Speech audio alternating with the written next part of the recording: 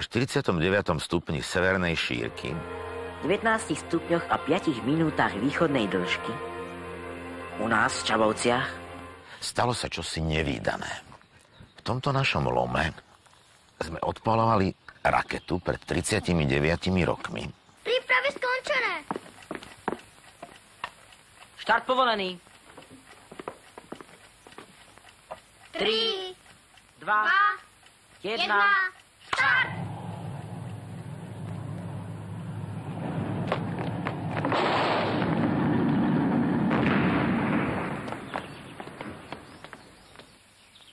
Zemi!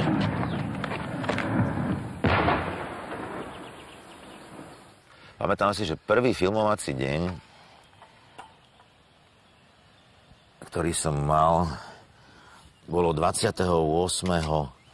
februára 1977. Uvidíme, či to vyjde. 3, 2, 1... Nič. Nefunguje.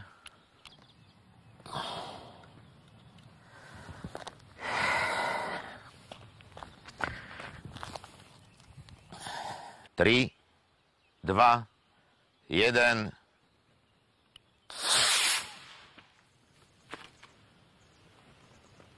Super.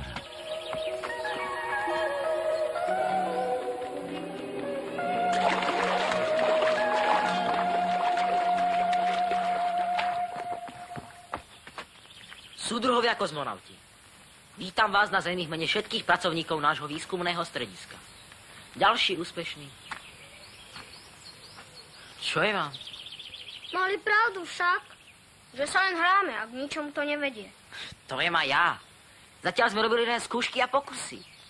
Ale zajtra to spustíme naozaj.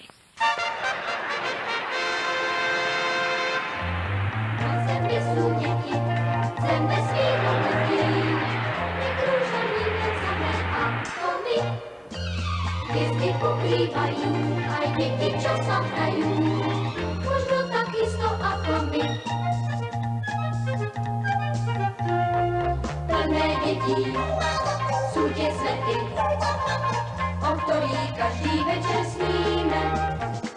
Raz nadneme do rakety a za nimi poletíme, poletíme, poletíme, poletíme. Raketa tých detí nám už asi letí.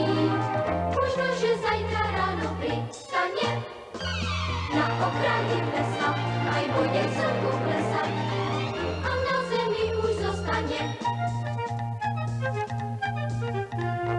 Plné detí sú tie svety, o ktorých každý večer sníme. Raz nasadnú.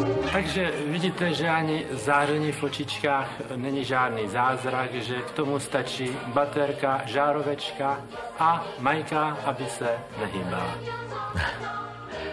Je to pre mňa vždy úsmevné, keď rozprávam o seriáli Spadla z oblakov, lebo naozaj to bolo pred 39 rokmi a rozprával som o tom už asi približne 16 000 krát, možno 20 000 krát na rôznych besedách.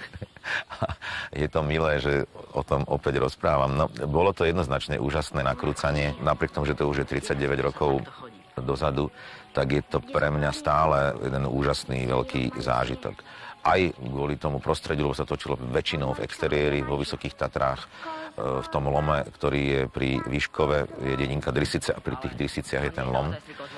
Tam sme boli asi mesiac, dokonca sme tam asi 4-krát spali tam v tej chalúbke, samozrejme. Museli sme tam mať dozor, ale bolo to tiež veľmi dobrodružné. My si večer takisto, jak v tom seriáli, sme si opekali špekáčky. Budeš mať plus giere.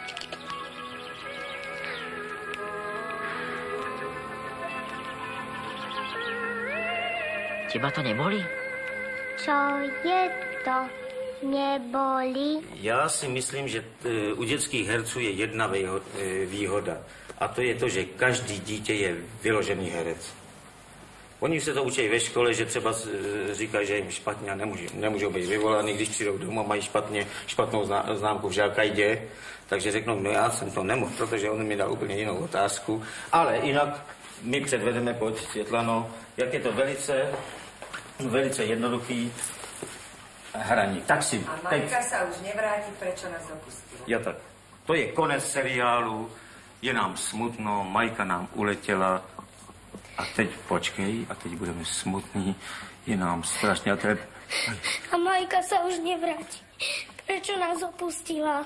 Takže já se domnívám, že režiséři jsou úplně zbyteční na place. Tady jste viděli. Rozdiel medzi tým detským a dospeláckým je hlavne o zodpovednosti, ale potom samozrejme aj pri detskom herectve tam podľa mňa jednoznačne musí byť prítomná veľká dávka pokory. My, keď sme malávali besedy v slovenskej televízii, tak viem, že tam sme za jeden deň sa asi 2000-krát podpísali. Ale to je podľa mňa, neviem, či je správny názov, že daň za popularitu. Jednoducho to patrí k tomu, to je rub a líc tej popularity. Že ja som si na to zvykol za tie roky.